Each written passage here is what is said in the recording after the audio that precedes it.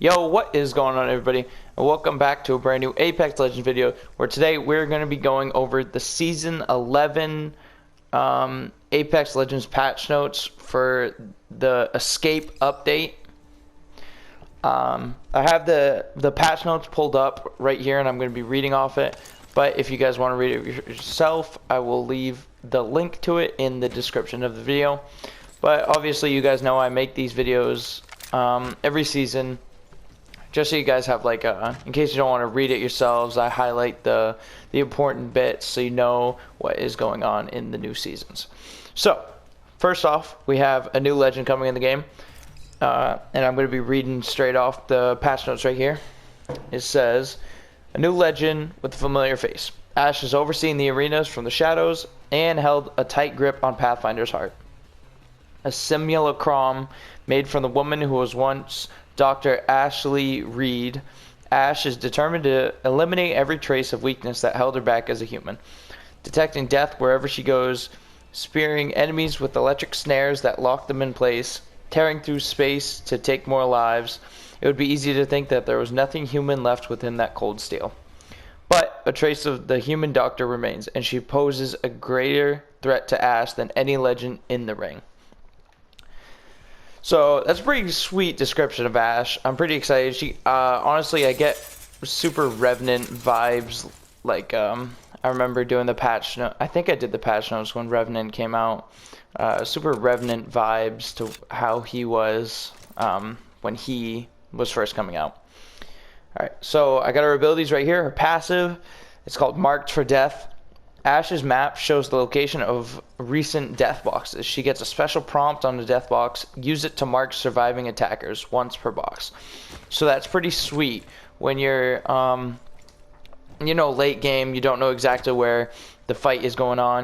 You just look on her fucking map and she's showing where the last ones are, happening.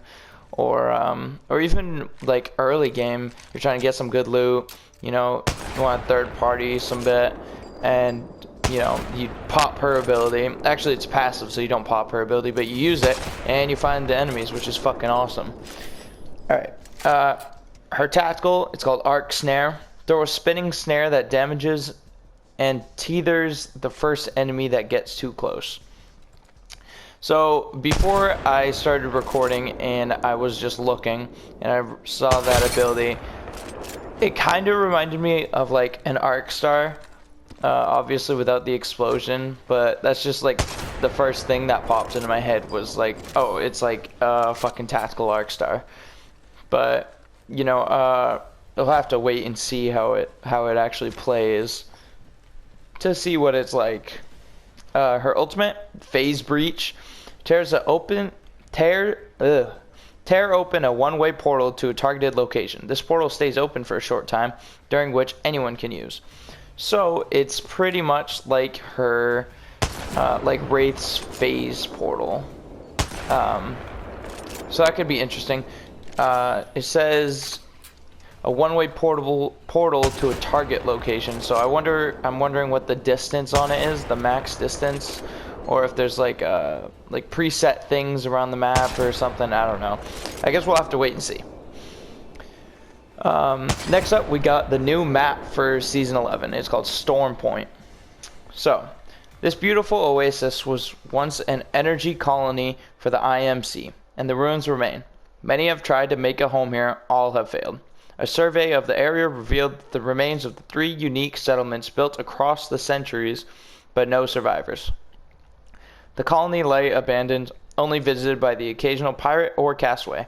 Now the mercenary syndicate has plans for their own for Storm Point. It looks so enticing, but the pristine beaches and crystal waters are just the eye of the hurricane. All around, dangerous swirl, wild prowlers, venomous spiders, and the gathering storms only add to the tension in the air. Now the legends are here to make this place their own. So it looks like Storm Point is only going to get more dangerous. Check out our blog with all the details here. And obviously I'll have the link to the patch notes in the description of the video. Battle Royale map rotation for the Escape update. The map rotation will be back down to 2 maps, Storm Point and World's Edge, with Storm Point being the whole new map, and obviously, you know, World's Edge. So it looks like no Kings Canyon this season. So, you know, that could be interesting. Arena's map rotation. With the introduction of Encore, the Arena's map rotation will now only include custom-made Arena's maps. We will not be using BR locations for Arenas in the Escape update. New weapon, the car SMG. When you're in a precarious place, you need a dangerous, flexible weapon. Meet the car SMG, the Combat Advanced Round Submachine Gun Rifle. Oh, whoops, sorry, just submachine gun. It's a fully automatic weapon that takes adaptability, to the next level by accepting either light or heavy mags. The car hits hard but handles light. This hybrid weapon's the best of both worlds for when you're ready to take a stand and become the most dangerous thing on the island. That's pretty badass. You're going to be able to carry either, you know, light or heavy weapons. Light or heavy ammo. So that could be interesting when you're, you know, light for light ammo. You need to switch to some heavy rounds. I wonder if it's going to shoot differently while you're using, you know, the different ammo. I'd assume with the light ammo it would shoot, you know, faster. And the heavy ammo, the faster shooting with the light ammo, less damage. But with the heavy ammo, it would be shooting a little slower with more damage, maybe? That'd be cool. But we'll have to wait and see, I suppose. Alright, so next, Ranked Battle Royale Escape. Skill in Apex can be evaluated in all sorts of ways. It's the amalgamation of gun movement, gun skill, movement, positioning, awareness, legend mastery, and prevailing over everyone else's champion that separates the lowly bronze from the Apex predators. With that in mind, we want to provide more flexibility and nuance to how players can express skill when RP gains are at stake. Before Escape, measurements have been simple and straightforward. We grant RP based on kill points and placement multiplier. Now we're easing back on some RP restrictions to offer other routes to max out kill-related RP in a match. And there's a whole bunch of stuff right here. There's a graph on how they're doing the kill points and blah, blah, blah. So if you guys want to check that out, I'm not able to describe it in this video. So if you want to check that out, just go to the link in the description of this video and the patch notes will be there. So you can look at it yourselves. Alright. Now we're going to look at some of the balance changes. First off, they got Watson. In the general for Watson, they improved the reliability and responsiveness of placing Watson's tactical and ultimate in-world objects. Watson can place her tactical and ultimate objects on valid surfaces above Watson's eye level to a reasonable extent. And her general hitbox size increased to compensate for the removal of low profile in the Legacy update. For her tactical, increased damage from 15 to 20, increased debuff duration on crossing a fence by 100%, so 1.5 to 3 seconds. Increased the time allowance to be hit again by subsequent fence effect by 100%, so 0.5 to 1 second. Decreased recharge time from 30 to 15 seconds. Increased placement range by 50, so that'll be a bit farther. Decreased the delay between fences shutting off and reactivating after an ally passes through them by 60%. So from 1 second to 0.4. So like that'll be like non-existent almost. Watson now moves at unarmed speed while readying slash placing fences. So she'll be moving at this while holding her fence. So that's pretty cool actually. Fence nods can now be placed as soon as the weapon is readied instead of waiting for the animation to finish. Fence deployed. I don't really get that one. I don't understand. Alright, her ultimate. Reduce the number of active pylons Watson can place from 3 to 1. Okay. I was a star. The pylon now lasts forever instead of timing out after 90 seconds. The pylon now has a pool of 250 shields that can be distributed to nearby players instead of effectively infinite shields. Increase the pylon shield charge rate by 150% and smooth regen rate. So 2 per second, now it's 5 per second or more accurately, 1 every 0.5 seconds to 1 every 0.2 seconds. When a pylon is out of shields, it no longer recharges players' shields, but can still zap incoming ordnance. Taking damage while regenerating shields via the pylon delays continued regeneration by 1 second. The UI on the ground and HUD eliminates now, the UI on the ground and the HUD elements now displays the amount of shields that remain in the pylon. So instead of this little bottom thing, it'll say how many shields are left. Pinging a friendly pylon will now display the percentage of shields remaining in the pylon, and pylon ordnance zapping has been moderately reworked. For example, it says, ordnance is now zapped when the pylon detects that it would hit any surface within range and line of sight of the pylon, instead of being zapped as soon as it comes within range.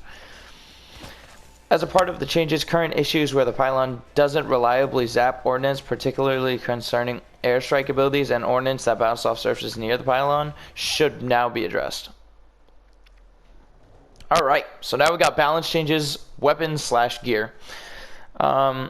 Hop-ups, we got dual shell. Each round loaded into the massive or 30-30 repeater is doubled.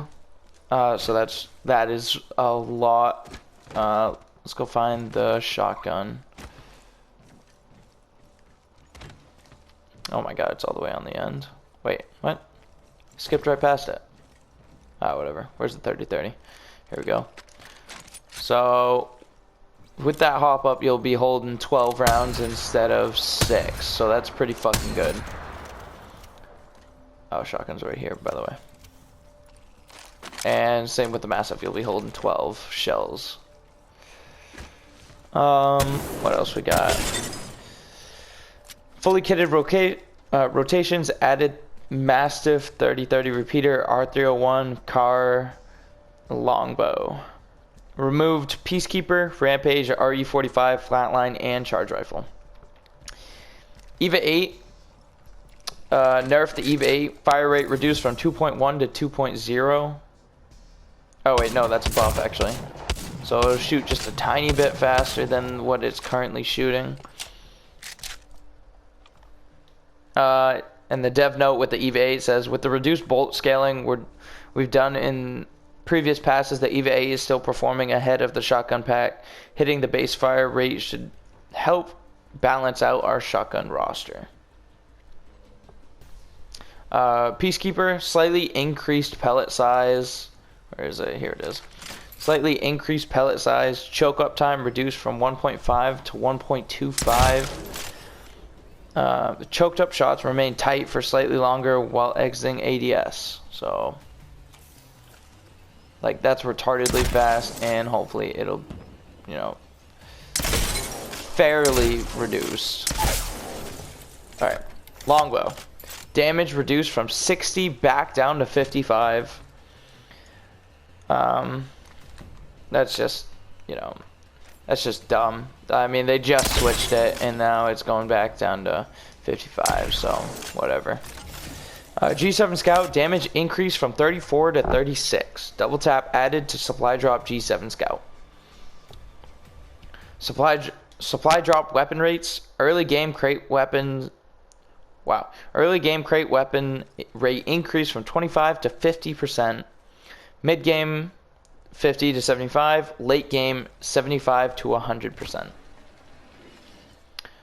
Hot zone gold loot rates.